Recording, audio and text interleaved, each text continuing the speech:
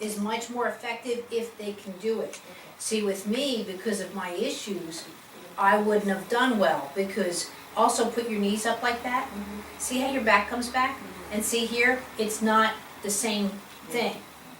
So that's where too, I really appreciate it in karate. You tell all these little kids to do a center punch. No two kids are doing a center punch the same way. They have a different horizon setting, they have a different feel for the arm, they have a different feel for their back, they have a different feel with how they're standing, they have a different feel with what a punch is. It could be articulation of a vocabulary, what they understand a punch is. They could be copying the kid that's doing it completely wrong, and that's their role model.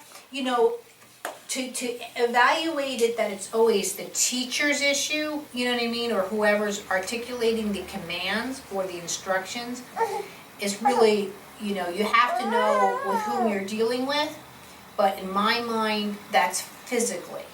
Like if someone comes in here and they can hardly breathe, their hands are very constricted or splayed, I know what kind of response they're going to give me. They're not going to be as open-minded. They're not going to be as, just like they say, like in court cases, you don't want someone that folds their arms a lot because they're being aloof, or, there's quote body language. I'm looking for bone language.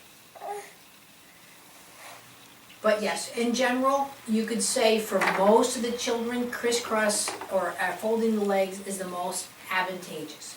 Also, too, look at how they're at attention. So they're much more visually attentive in this position. Let's say put your legs out straight again. So see here how you're working so hard to be in your body. How do you pay attention to the teacher? Now that being said, you still might be working with a child that has hip dysplasia and all of this that cannot do crisscross. But those are the times that you want to look at something different. Now this is where I really wish I had one of those stupid boppy chairs, or what are they called? Those boppy pillows? No, those stupid chairs that restrict the pelvis. Oh, bumbo. Bumbos, yeah. She should, because she's but I wish I could put an adult in a bumbo and shows what it does to a system.